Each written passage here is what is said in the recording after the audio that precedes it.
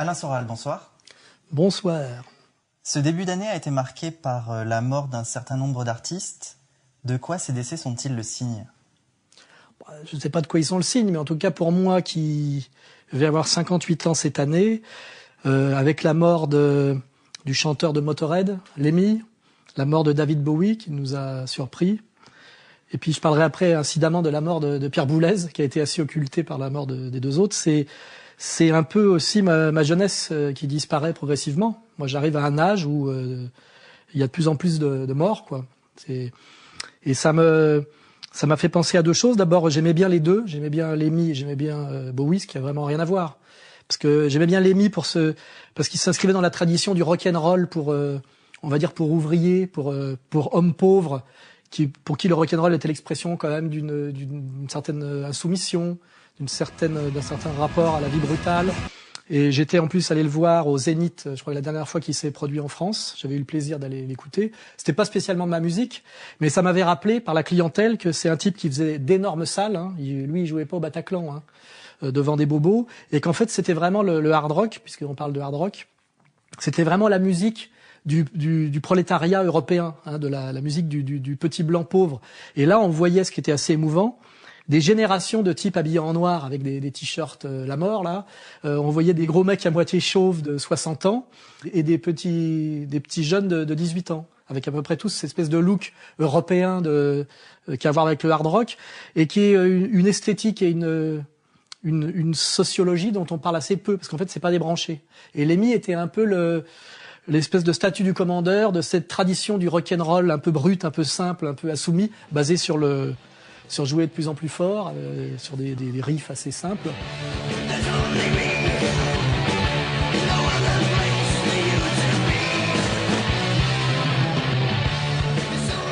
Et avec le type en plus qui avait vraiment un physique assez avec beaucoup de charme, une espèce de type comme ça une vie simple, bien alcoolisé, avec toujours la même tête, la même manière il jouait de la basse, ce qui est assez marrant aussi, le côté bûcheron quoi.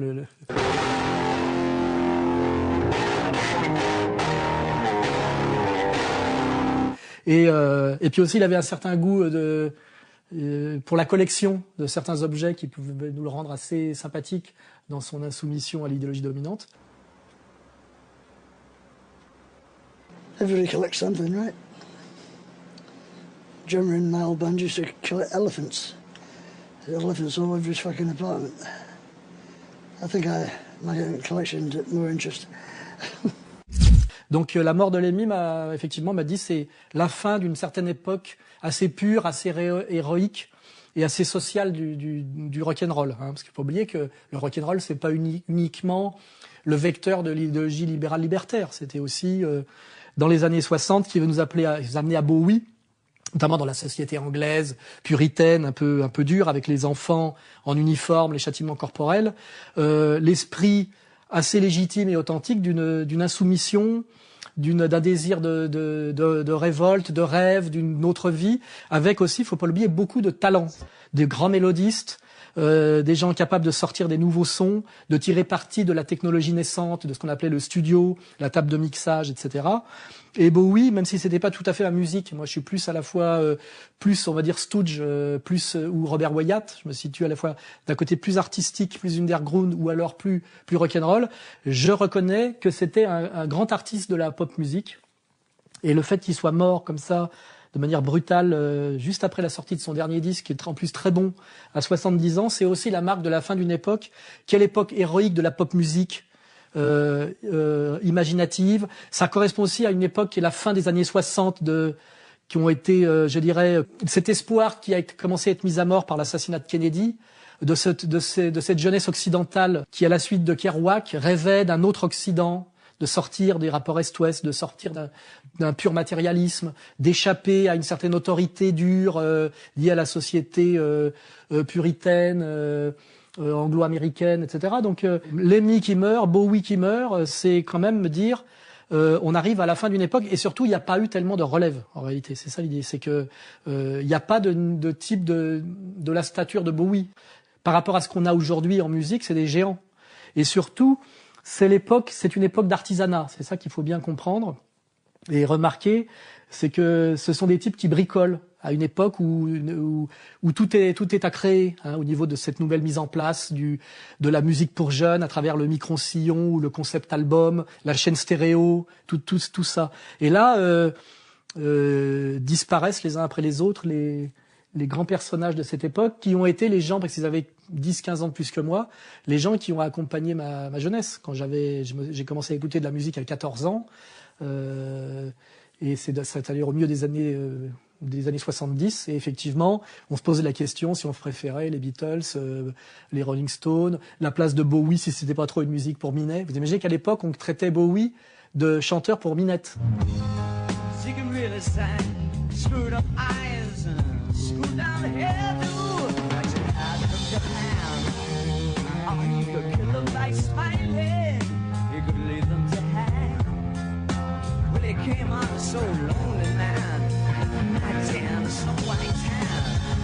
Vous pouvez vous imaginer, aujourd'hui, c'est de l'avant-garde, hein. Et puis, on était déjà sur la nostalgie des guitares héros comme Jimi Hendrix, qui était déjà mort, hein.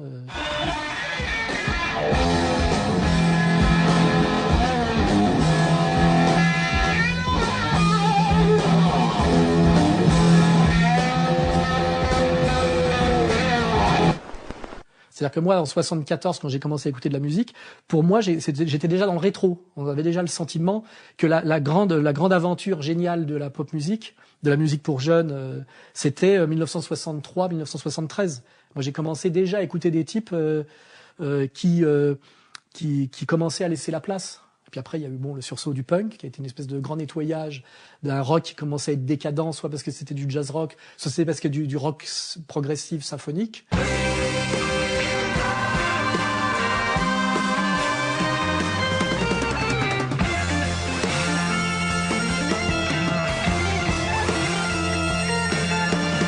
Et donc, ouais, là, je me suis dit, Bowie meurt, Lemmy meurt, c'est la fin d'une époque qui n'a pas été remplacée. Et j'ai effectivement la nostalgie de cette époque émouvante. Et on m'a fait la remarque, oui, vous aimez Bowie alors que vous êtes sur une idée de retour à la tradition.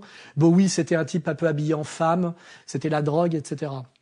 Et certains imbéciles, ou des gens qui maîtrisent pas bien tout ça, hein, parce qu'ils l'ont pas vécu, me disent pourquoi vous aimez Bowie et vous critiquez Conchita. From the fading light of light, rise like a phoenix, out of the ashes seeking rather than vengeance, retribution you were once I'm transformed. Conchita Wurst. Et là, je dis, ça n'a aucun rapport quand même. Faut pas oublier que à l'époque, Bowie luttait contre une société puritaine anglaise. Et il y avait réellement une prise de risque à avoir les cheveux longs, à déclarer une bisexualité qui était d'ailleurs plus déclarative que réelle, à mon avis. For any of the older generation who were watching, it probably hadn't escaped their notice that the singer in the multicolored jumpsuit might not be entirely heterosexual. Looking at it now, it looks so tame. But at the time, it was a real gesture when he put his arm around the guitarist. It was a very sexual thing. Et il y avait du talent, c'était du musical, c'était quelque chose qui renvoyait un peu à l'époque de Kurt Weill, il y avait vraiment de la créativité chez Bowie, alors que chez Conchita, c'est l'Eurovision. This night is dedicated to everyone who believes in a future of peace and freedom. C'est un produit industriel pour effectivement nous vendre une marginalité de masse obligatoire, alors qu'à l'époque de Bowie, la marginalité était réellement une petite démarche d'avant-garde et qui se considérait comme marginale. C'est-à-dire qu'un type comme Bowie, si on regarde sa trajectoire, il est d'ailleurs il a vieilli en homme raisonnable, marié, père de famille, ne faisant pas d'esbroufs, ne faisant pas de provocations, n'invitant pas ni à l'homosexualité ni à la drogue. Donc il est passé d'une certaine marginalité dans une époque où la marginalité était on va dire un peu une petite aventure authentique, à une certaine discrétion et une certaine normalité, alors que la Conchita là arrive à un moment donné où on nous vend de la marginalité de masse, de l'homosexualité de masse, de la bisexualité de masse. Et donc bien sûr pour nettoyer, ce dont on a toujours besoin c'est une douche anale. Et en plus, dans un concours de l'Eurovision, je pense pas que Bowie n'ait jamais concouru à l'Eurovision. L'Eurovision musicalement c'est de la merde. Et je vis n'oubliez pas.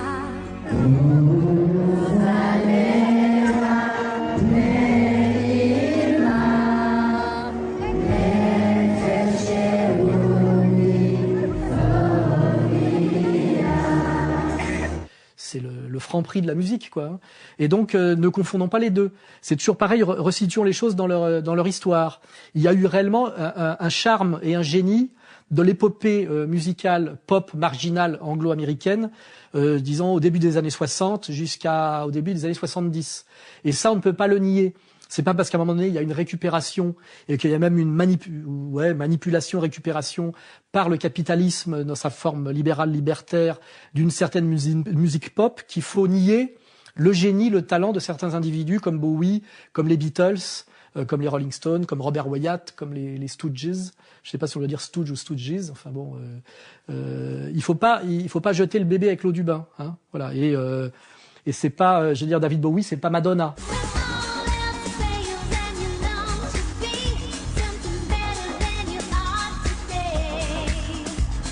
On voit bien qu'il y a des médiations. Il y a Conchita, c'est vraiment, je veux même pas dire ce que c'est.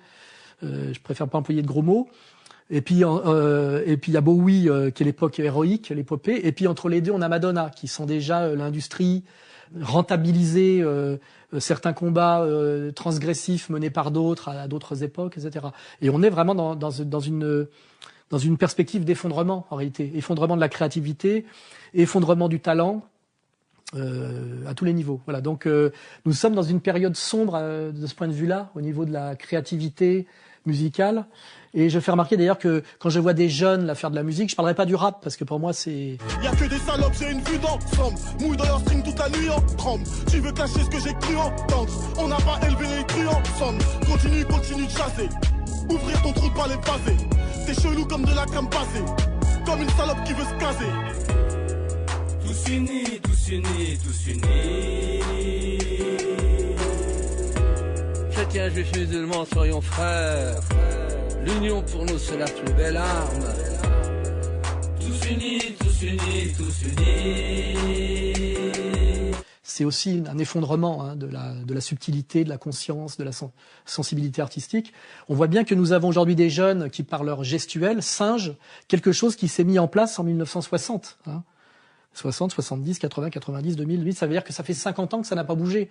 Le cheveu long, la guitare, le baratin rebelle, abîmer sa chambre d'hôtel ou faire des déclarations transgressives sexuellement, ça fait 50 ans que ça n'a pas évolué. Donc c'est vraiment ringard. Hein. C'était progressif à une époque, c'est ringard aujourd'hui. Hein. Et d'ailleurs, quand on réfléchit à tout ça, au niveau des signes, qu'est-ce qui reste de tout ça ? Et qui fait la différence, c'est la mélodie, c'est la musique elle-même. Hein. On peut dire ce qu'on veut des bêtises politiques de John Lennon, ou même de certaines naïvetés et niaiseries des paroles. John Lennon est un grand musicien parce que c'est un grand mélodiste. La musique, c'est la mélodie. La mélodie, c'est la probité de l'art musical, comme le dessin, et la probité de l'art pictural. Hein. On peut pas tricher là-dessus. Et il reste de ces gens-là que ce sont des grands mélodistes. Il y a des grandes chansons de David Bowie, et surtout sur une longue durée. Et tout ça, effectivement, n'a rien à voir pour moi avec la vulgarité de... Je ne veux même pas parler de Madonna, mais de l'autre, celle qui lui a succédé.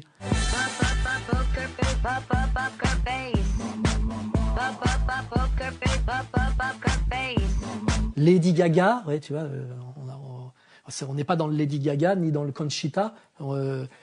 Et ça m'amène à un autre sujet, justement, sur la mort de Pierre Boulez. En fait, Pierre Boulez a fait sa carrière en même temps que les héros de la pop musique, en prétendant que lui, il était la modernité musicale, et que lui, il était l'inventivité, la radicalité, etc.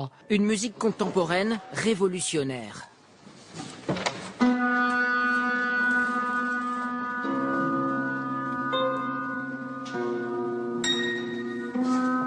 Pierre Boulez, un compositeur qui a inventé une nouvelle façon d'écrire la musique. Voilà, ça c'est mieux. Et maintenant, ça aussi. Cette musique est peut-être en avance sur son temps. Il est encore difficile de faire descendre cette musique dans la rue. C'est difficile, mais c'est justement quand on a les institutions comme celle dont j'ai la charge, c'est-à-dire comme d'une part l'IRCAM et d'autre part l'ensemble intercontemporain, je crois que le but est justement d'essayer de conquérir de plus en plus un vaste public. Vous savez, je n'aurais pas fait je ne me serais pas donné cette peine en tant qu'interprète si je n'avais pas eu le sentiment que c'était très nécessaire pour promouvoir la musique de notre siècle. Et en fait, l'histoire lui a donné complètement tort. En fait, Pierre Boulez est à la musique ce que sont les structuralistes à la philosophie, à la linguistique ou à la psychanalyse, ou même, je dirais, à la métapsychologie. C'est-à-dire des gens qui se sont fourvoyés dans une très grande arrogance. Et en fait, Boulez a réduit la question musicale à l'écriture musicale, qui est quelque chose de daté historiquement à partir de Monteverdi et qui atteint sa limite avec on va dire Debussy, puisqu'après se pose la question de l'atonalisme, dodécaphonisme, qui est un piège structuraliste. On dit aussi qu'il était un des grands noms de la musique sérielle. Qu'est-ce qui caractérise cette musique? Ça, c'est complexe. La musique, jusqu'au début du XXe siècle, a été conçue sur la gamme où tout le monde connaît do, ré, mi, fa, sol, la, si, do. Ouais. Et on composait avec ces sons pour composer une mélodie habillé par une harmonie. À partir du début du XXe siècle, et Boulez a porté beaucoup cela, on prend tous ces éléments sans dire que ce son est plus important que l'autre, on les met sans hiérarchie et on essaie de construire une musique qui soit un jeu formel. Il y a quelque chose de cérébral. C'est ne pas comprendre que l'écriture musicale est au service de la musique, et c'est réduire finalement la musique à l'écriture musicale, hein, et essayer de trouver le renouvellement de la musique dans les jeux d'écriture. C'est là où l'influence de Mallarmé s'est manifestée le plus, car vous pouvez voir d'après le dessin de la page déjà qu'il n'y a pas une succession de lignes ininterrompues de gauche à droite et de haut en bas, mais que les lignes sont un peu réparties sur toute la page. Qui à un moment donné amène à de la musique qui sort complètement de ce qu'est la musique, c'est-à-dire quelque chose qui touche les sens humains, l'émotion. Et maintenant, je peux jouer aussi d'une autre façon, c'est-à-dire commencer par cette partie-là, ensuite jouer cette insertion, ce commentaire de résonance.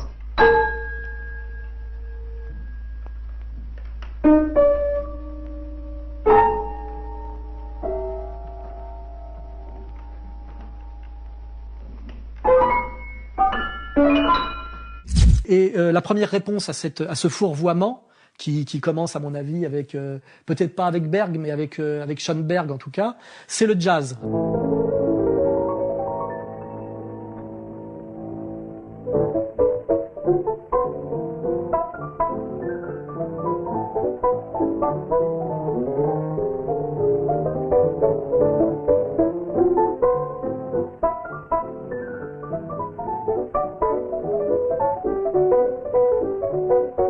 Le jazz, qui sont des noirs, qui ne connaissent pas l'écriture musicale et qui renouvellent la musique par la syncope, hein, le rythme, par l'autre manière de jouer d'instruments occidentaux, par du métissage, effectivement, mais du métissage par le haut, liturgie gospel, c'est-à-dire protestante américaine, instruments occidentaux classiques, piano, saxophone, hein, qui sont des instruments blancs classiques, et ce qu'a apporté l'Afrique, c'est-à-dire la syncope.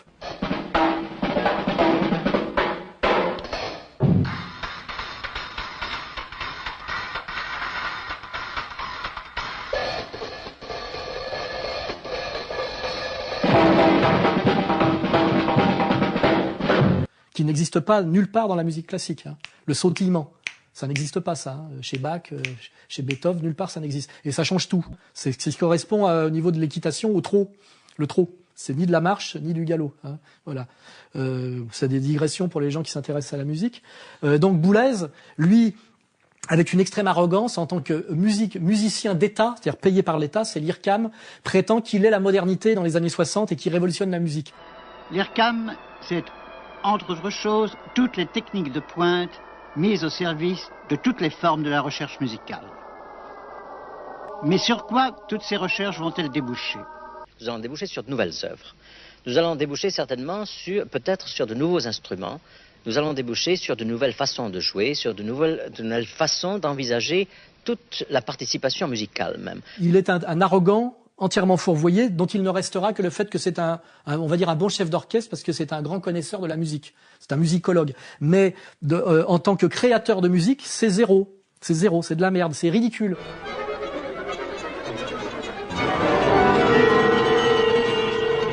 complètement ringard. Alors qu'aujourd'hui, on voit des grands musiciens, finalement, rendre hommage, d'ailleurs en les utilisant, aux grandes mélodies produites par les Beatles, notamment. Là, c'est un peu la vérité par le temps qui passe.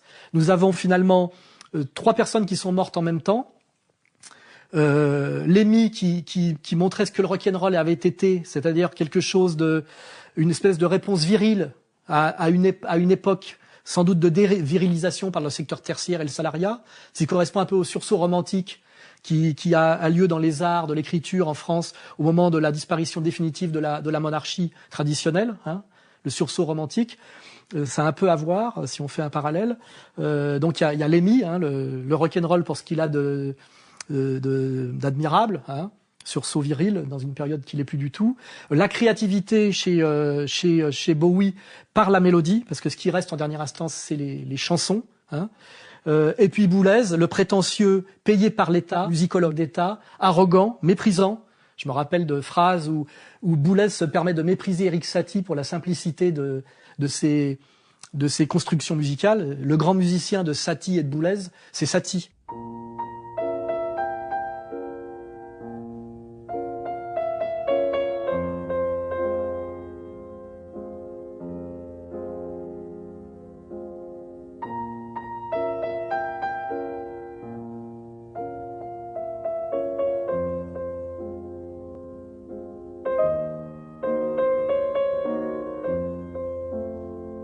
Bien évidemment, parce que chez Satie, il y a de la beauté. Chez Boulez, il n'y a que de l'arrogance et de la structure. Et ça, c'est une belle leçon de l'histoire. C'est-à-dire que Boulez on n'en a rien eu à foutre de la disparition de Pierre Boulez. Pour vous, l'État, c'est très simple. C'est un libre-service. J'arrive, bonjour Jack, je voudrais un ensemble intercontemporain, 15 millions de francs, mais bien sûr. Vous oubliez, Michel Guy, je continue, un ensemble intercontemporain, et puis un IRCAM, 45 millions, et puis une première tranche de travaux, et puis une deuxième, et puis une troisième, et puis une quatrième. Et ça fait 60 millions de francs par an. C'était le 11 janvier 91, tout le monde s'en souvient. C'était un concert où vous recréez Explosant Fixe. Non, c'était un atelier. 1h50 de conférence et 6 minutes 08 de musique. Alors je dis, ça fait cher la double croche, 60 millions de francs par an, pour sortir 6 minutes de musique tous les 2 ans. On n'en a rien eu à foutre de la disparition de Pierre Boulez. Et par contre, on a tous eu le sentiment qu'avec Bowie disparaissait un grand musicien, un grand artiste de la musique, un grand musicien, et qu'avec Lemmy disparaissait un grand personnage respectable, émouvant, chaleureux du rock'n'roll. Voilà. Donc je vais finir là-dessus. Que les gens réfléchissent à ce qu'impliquent ces 3 personnages.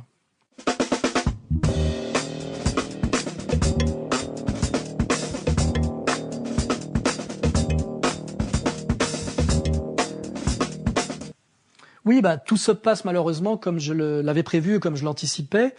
C'est-à-dire que je mène, moi, avec les gens qui travaillent avec moi, dont toi et d'autres, un combat d'insoumission à une dérive à la fois... à une dérive totalitaire sur le plan politique et à une dérive financière sur le plan économique.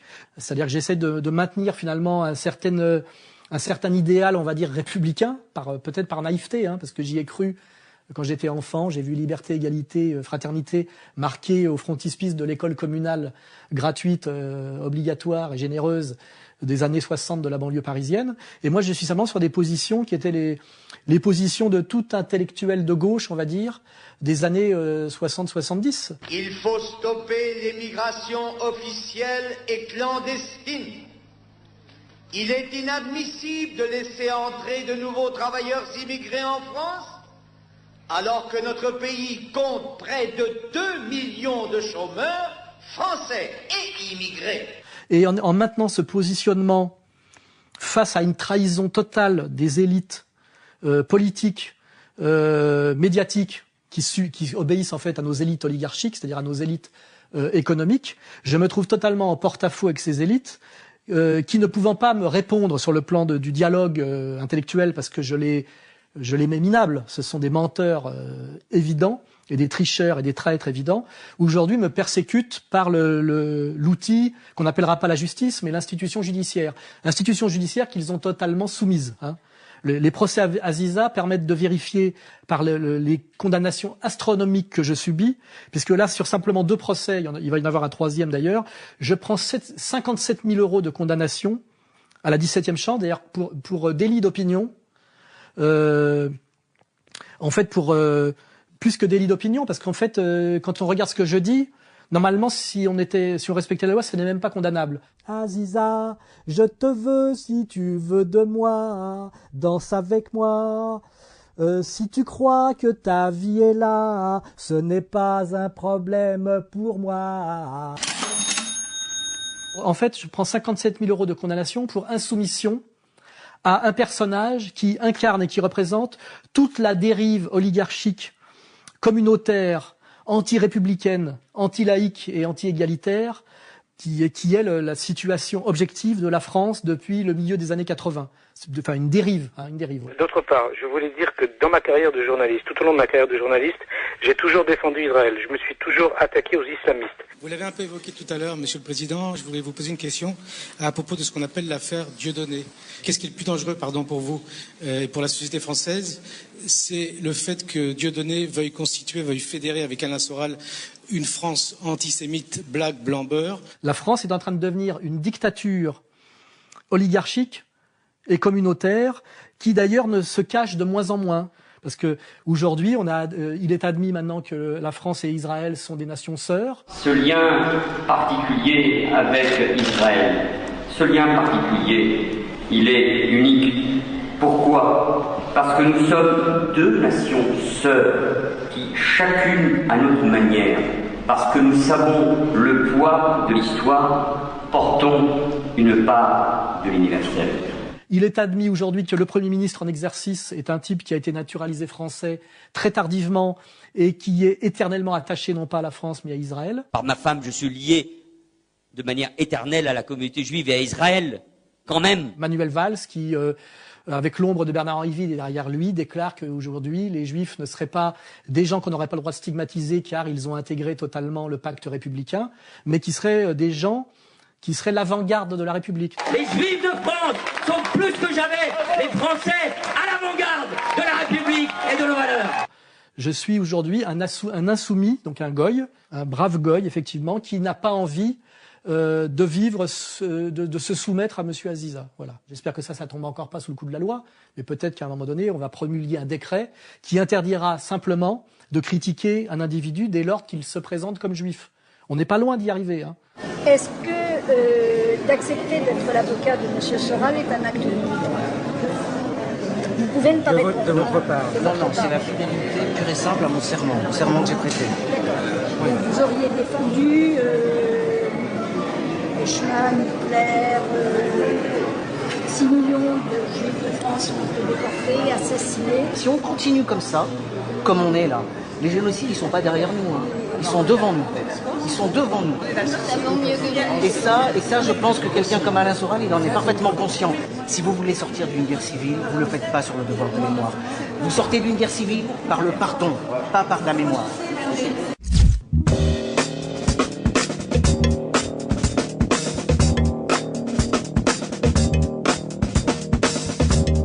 Parce que avant, on était dans l'idée du chantage à l'antisémitisme, c'est-à-dire, il a fait là à chaque fois que je dise, mais je ne suis pas antisémite, quand je montre du doigt la communauté juive organisée, incarnée par le CRIF notamment, qui ne représente officiellement que 1/6 d'une population qui elle-même représente 1% de la population française. Je ne parle pas de tous les juifs, c'est bien évident, mais de cette petite communauté organisée, c'est comme ça qu'elle s'appelle elle-même. Donc, je dénonçais un chantage à l'antisémitisme.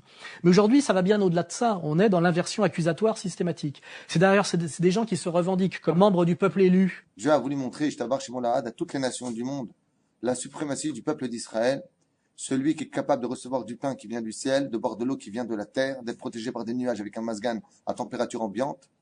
Et toutes les nations du monde ont vu, comme le dit Rahab, nous avons tous vu et entendu que la mer s'est ouverte en deux. Combien de miracles Dieu a fait pour vous? Vous êtes un peuple au-dessus de la nature, c'est ce qu'il dit ici. Et dont le destin et la terre promise, c'est-à-dire que la terre leur a été promise, et qui prétendent à la domination purement et simplement. Car à la fin des temps, les sages nous ont dit que les nations du monde reconnaîtront la suprématie du peuple d'Israël, la grandeur du peuple d'Israël. Les nations du monde se prosterneront devant les Juifs. Là, tu de l'avant. Qu'est-ce que tu es en train de t'assimiler, toi, avec les nations du monde? Me reproche à moi d'être un raciste, un haineux, un violent, alors que je subis en permanence les déclarations de haine et la violence de ces gens-là.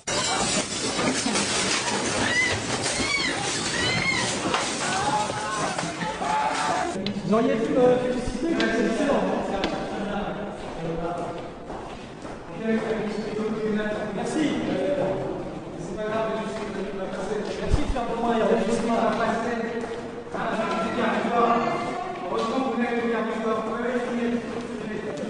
Voilà. Donc on est aujourd'hui dans l'inversion accusatoire totale. Et la question qui se pose, c'est combien de temps cela va-t-il durer? Et est-ce que cela va aller jusqu'au bout? C'est-à-dire qu'à un moment donné, est-ce que nous devrons officiellement et légalement et par décret, ou même inscrit dans la Constitution, nous soumettre à cette oligarchie qui, aujourd'hui, se cache de moins en moins d'être ce qu'elle est? Il suffit de voir comment M. Bernard-Henri Lévy, malgré tout son passé et son passif grotesque, trône à la messe du samedi soir du service public chez Ruquier, hein, et qui nous explique que toute critique d'un juif qui a commis des choses qui pouvaient être considérées comme répréhensibles et qui le sont, l'affaire du sang contaminé, l'affaire du Sofitel, c'est, selon Bernard-Henri Lévy, de l'antisémitisme. Donc, il est plus seulement question de dire « je ne suis pas antisémite ». Je pense que il y en a marre de répéter ça indéfiniment. C'est aujourd'hui, qu'entendez-vous, messieurs de l'oligarchie dominante qui me persécutez, par antisémitisme? Un antisémite est quelqu'un, d'après vous, qui trouve scandaleux ce qui se passe à Gaza, qui trouve scandaleux ce qu'a fait monsieur Strauss-Kahn au Sofitel, qui trouve scandaleux certains positionnements de monsieur Fabius. Ça s'appelle en gros se foutre de notre gueule de A à Z, voilà. Et moi, je dis cette vérité, je la dirai jusqu'au bout.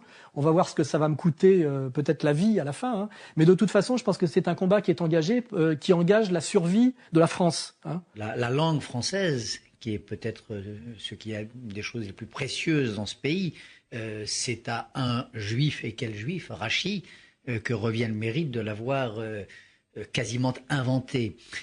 L'idée française de république, notre manière en France de nouer un contrat social, la conception française de la souveraineté, elle s'est inspirée beaucoup plus, contrairement à ce qu'on dit, que de la République des Romains, des Athéniens, du royaume des Hébreux. Quand on faisait le sacre d'un roi, quand on procédait à l'onction du nouveau souverain, c'était au nom des rois David et Salomon, et c'était dans la filiation de ce royaume de Juda ou d'Israël.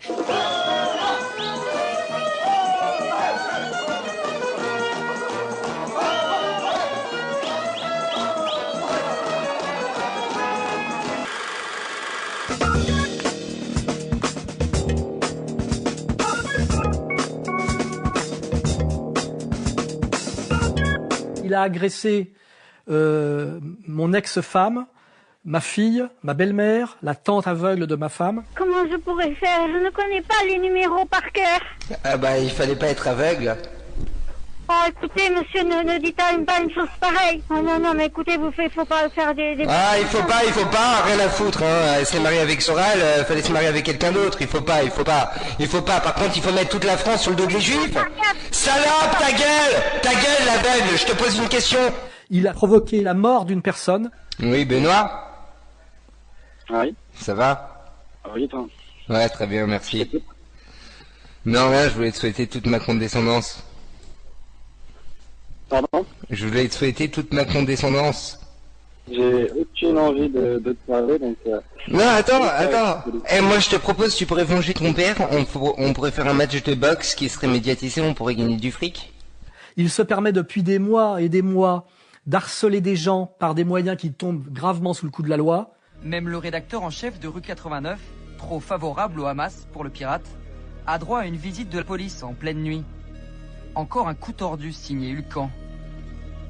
Il y avait un déploiement de police incroyable dans la rue. La rue était bloquée des deux côtés, une dizaine de véhicules, les policiers de la BAC en gilet pare-balles avec des armes. Et en fait, il avait téléphoné à la police en se faisant passer pour moi, donc en faisant apparaître mon numéro sur l'écran des policiers, et en disant, un peu essoufflé, je viens de tuer ma femme, je suis retranché chez moi avec une arme, et le premier policier qui vient, je lui tire dessus. On va nous faire croire qu'il peut appeler la police et obtenir par voie de téléphone mon casier judiciaire, c'est-à-dire mon stick, ce qui est interdit par les règlements de police, et qui peut, en citant mon nom, Alain Soral, qui est connu par tous les policiers de France comme le nom de Dieudonné, qu'il peut se faire naïvement remettre mon casier judiciaire par un policier. Alors tu voulais quoi, un FPR dans un premier temps ou... Déjà le FNPC intégral. Et puis oui, FPR étage. Ah ben c'est ça, alors j'ai donné de Soral Alain.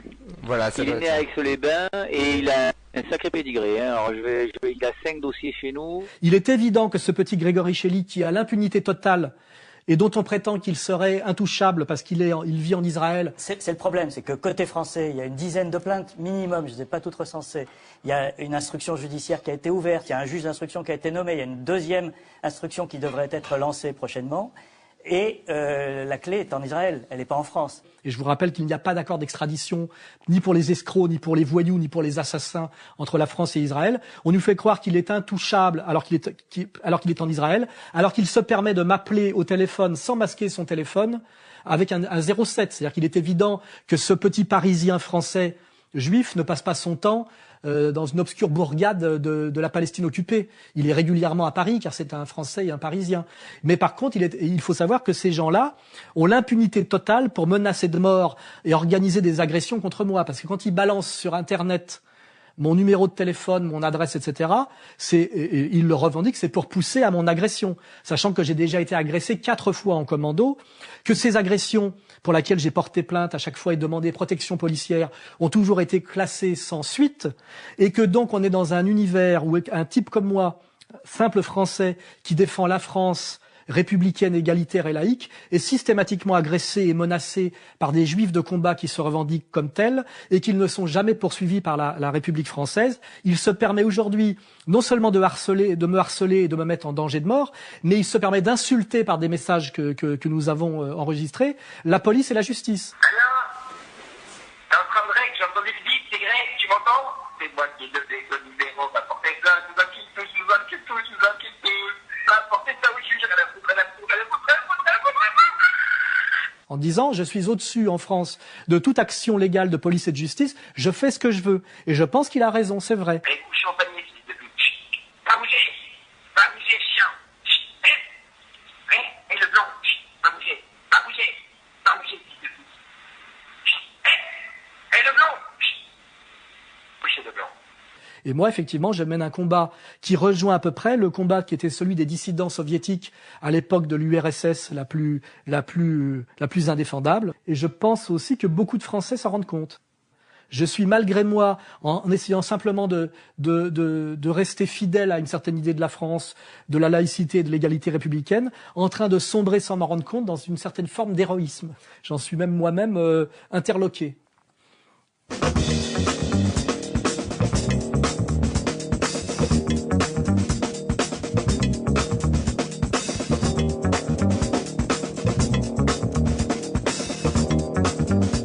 Bernard-Henri Lévy admet aujourd'hui que les antisémites d'hier, alors il faudrait redéfinir ce que c'est que l'antisémitisme, qui sont des gens qui résistaient à une certaine malhonnêteté, une certaine laideur et une certaine domination. Alors il cite Paul Morand. Alors il dit, oui, effectivement, les antisémites d'hier avaient du talent, aujourd'hui ils n'en ont pas. Alors il fait référence à moi.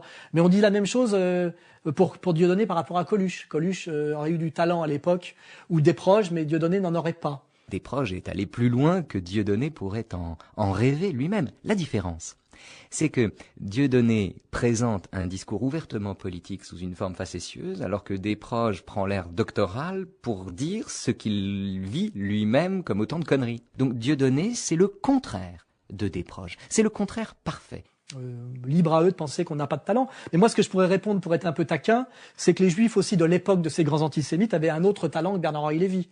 À l'époque, il y avait du Claude Lévi-Strauss, il y avait du Raymond Aron, vous voyez. Le fait est que les Israéliens ont reconquis une terre où vécurent toujours des Juifs, mais où vivaient au lendemain de la Première Guerre mondiale plus d'Arabes que de Juifs.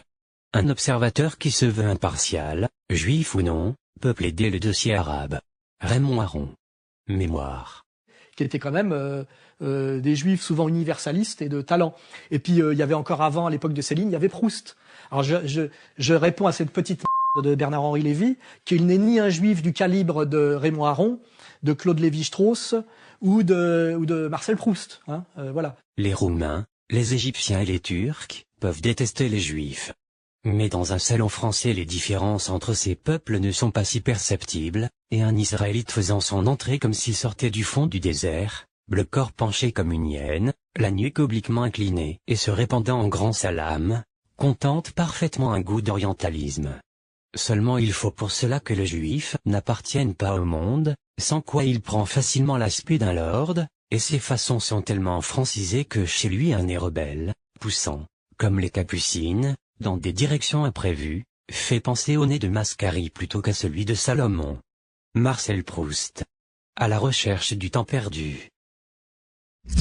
Et que par contre, si on a les élites qu'on mérite, on a aussi les représentants qu'on mérite. Et moi, je m'adresse là aux juifs qui ne font pas partie de la communauté juive organisée, et je leur dis, quand aujourd'hui vous avez comme représentants des types comme Aziza, comme Grégory Shelley et comme Bernard-Henri Lévy, il faut vous inquiéter effectivement de l'image de votre communauté et aussi peut-être de l'effondrement d'un certain génie juif. Vous êtes une merde intégrale. D'accord, très bien. C'est de ça que je répondrai à monsieur Bernard-Henri Lévy. Monsieur Bernard-Henri Lévy a été considéré comme une merde intellectuelle par tous les grands juifs qu'il a croisés. Même Derrida n'a pas voulu de lui. Là on a affaire à une intellectualité médiatique stricte. C'est-à-dire la représentation de soi, narcissique et promotionnelle, qui se sert d'une cause plutôt qu'elle ne sert une cause. Jacques Derrida. Cité par le nouveau b.a.-ba du BHL. Raymond Aron a dit ce qu'il en pensait. Il jette du sel sur toutes les plaies mal cicatrisées. Par son hystérie, il va nourrir l'hystérie d'une fraction de la communauté juive, déjà portée aux paroles et aux actes du délire. Œuvre d'intérêt public, écrivait en conclusion le compte-rendu du Nouvel Observateur. Intérêt public ou danger public? Raymond Aron, commentaire sur l'idéologie française. Il faut quand même rappeler ça. C'est qu'aujourd'hui, on nous présente comme héritier du génie juif que je ne conteste pas. Hein, je suis l'éditeur de Bernard Lazare, je le rappelle, et de Gilad Atzmon, dans un autre genre. On assiste non seulement à un effondrement de la France, mais aussi quelque part à un effondrement des représentants du génie juif ou d'un certain génie juif individuel et éternel. Sérieusement, Bernard-Henri Lévy, cette histoire de citation d'un philosophe qui n'existe pas, ça craint vraiment, non, comme disent les jeunes? Écoutez, c'était marrant 5 minutes, maintenant je trouve que ça va comme ça. Ça me fait moins marrer maintenant. Et ça pourquoi? me fait moins rire. C'est ridicule. Vous ne représentez pas grand-chose au niveau de la vie politique française. Hein, vous vous appelez, je crois, Jacques Cheminade. Donc on pose des questions à Jacques Cheminade et pas à Léo Alexander ou à je ne sais qui. Je trouve votre façon de dire d'accord pas très courtoise. Ouais. Non, mais je suis pas très courtois. Est-ce qu'il n'aurait pas acheté des parrainages de Jacques Cheminade? On est d'accord ou pas? Tu veux qu'on fasse une bataille de lobby juif, espèce de fils de pute? On a le zizi circoncis, on a des gros nez, nous, espèce de salope. Je suis plus juif qu'Abraham, espèce d'enculé de ta mère.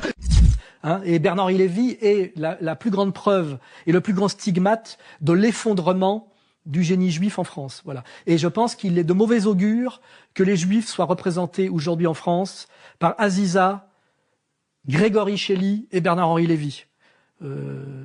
Posez-vous cette question et écoutez-moi bien.